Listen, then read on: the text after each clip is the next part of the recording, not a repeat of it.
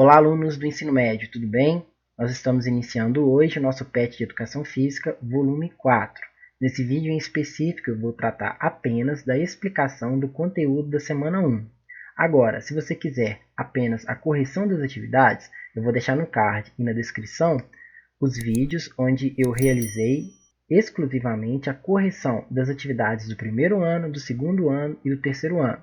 Então, se você quiser apenas a correção, basta clicar nesses vídeos que vocês serão redirecionados, tá bem? Então vamos discutir o conteúdo da semana 1 do PET de Educação Física, volume 4.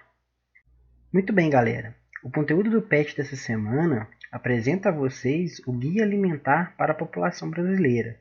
Esse documento ele apresenta um conjunto de informações e recomendações sobre a alimentação, que vai objetivar promover a saúde de todos os brasileiros.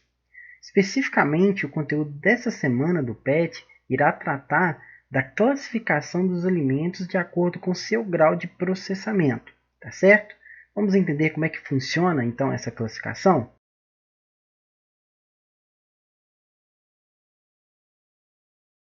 Em relação ao grau de processamento, nós podemos classificar os alimentos em 5 categorias: alimentos in natura, alimentos minimamente modificados, ingredientes culinários, alimentos processados e, por fim, alimentos ultraprocessados.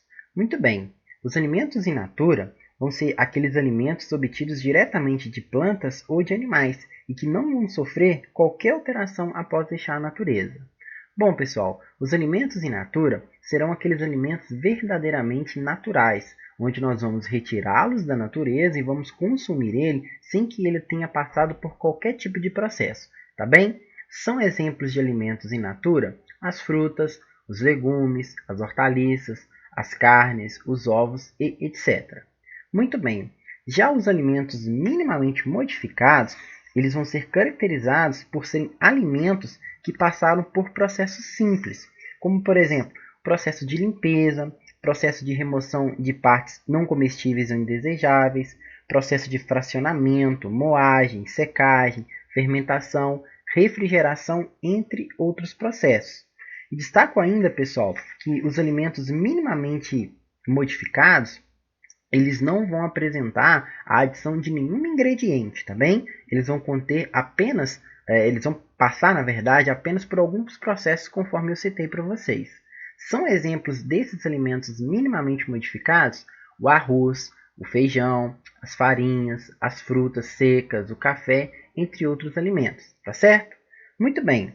Já os ingredientes culinários, eles vão ser caracterizados por serem alimentos utilizados para temperar outros alimentos. E aí, eles são bastante conhecidos aqui no Brasil, pessoal, já que a gastronomia brasileira ela é caracterizada pelo uso excessivo desses ingredientes culinários para poder dar sabor aos nossos alimentos. São exemplos de ingredientes culinários o sal, os óleos, o açúcar, os temperos naturais de uma forma geral. Os alimentos processados, pessoal, eles vão ser caracterizados por sofrerem a adição de outros ingredientes, como sal, vinagre, óleo, as gorduras, e eles vão sofrer a adição desses outros ingredientes para que eles possam aumentar o seu tempo de validade, para que eles possam aumentar o seu grau de conservação. São exemplos de alimentos processados os vegetais em conserva, as frutas em caldas e os enlatados de uma forma geral, como por exemplo o milho enlatado, a ervilha enlatada, as azeitonas, as sardinhas, os atuns e assim por diante. Dessa forma, a principal característica dos alimentos processados é que eles vão sofrer a adição de outros ingredientes para que eles possam aumentar o seu grau de conservação, tá bem? Bom, e por fim, nós temos os alimentos ultraprocessados, que eles vão ser caracterizados por apresentarem inúmeros ingredientes. Inclusive, pessoal, eles vão possuir ingredientes criados em laboratório, como por exemplo os corantes, os aromatizantes e também os espessantes. Eu destaco que esses alimentos eles vão passar por inúmeros processos até ficarem prontos. E todos esses processos vai fazer com que esses alimentos eles tenham uma duração de validade maior e também que eles apresentem uma aparência mais bonita, uma textura mais que chama mais atenção e até um gosto melhor, digamos assim. Os alimentos ultraprocessados, infelizmente, são todos os alimentos que a gente consome muito. Na verdade, pessoal, eu como professor de educação física tenho que ser sincero. Os alimentos ultraprocessados, eles são muito gostosos. É inegável a gente falar que não é gostoso. É gostoso. Porém, a gente sabe que por serem alimentos que passam por inúmeros processos, ele não faz tão bem assim para a saúde, tá bem? São exemplos de alimentos ultraprocessados, os achocolatados, os fast food, os salgadinhos, os refrigerantes, ou seja, todos aqueles alimentos que a gente consome muito e que infelizmente não fazem assim tão bem para a saúde, tá certo? Então essa é as 5 classificações dos alimentos em relação ao seu grau de processamento.